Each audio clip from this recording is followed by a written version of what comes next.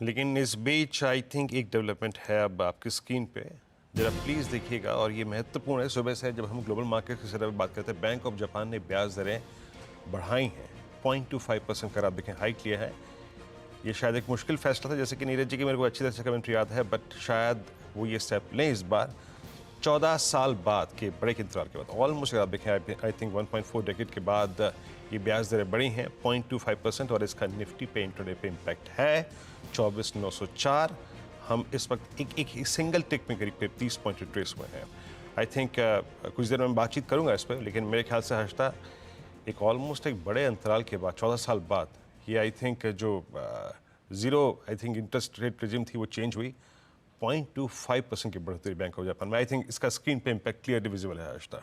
हम डीलों की तरफ बढ़ते हुए अब जी हाँ वीरू, ये थोड़ा सा मार्केट में नर्वसनेस बढ़ाता हुआ दिखाई देगा, लेकिन ध्यान रखिएगा बैंक ऑफ जापान ने जो किया वो सो किया।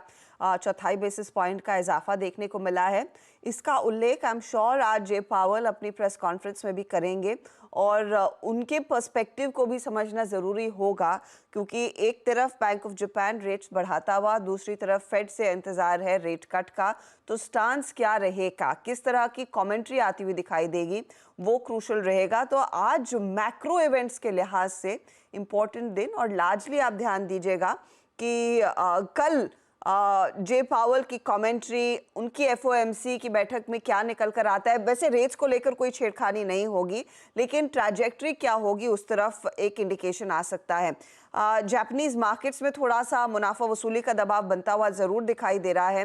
बाकी एशियन पेयर्स डे लो से रिकवर जरूर करते दिखाई दे रहे थे, लेकिन यही देखना होगा कि वहां पर मूड माहौल में कितनी बदलाव आता है। फिलहाल एक नीजर्क रिएक्शन, भारतीय बाजार कुछ कूल ऑफ कर रहे हैं। आशीष, इस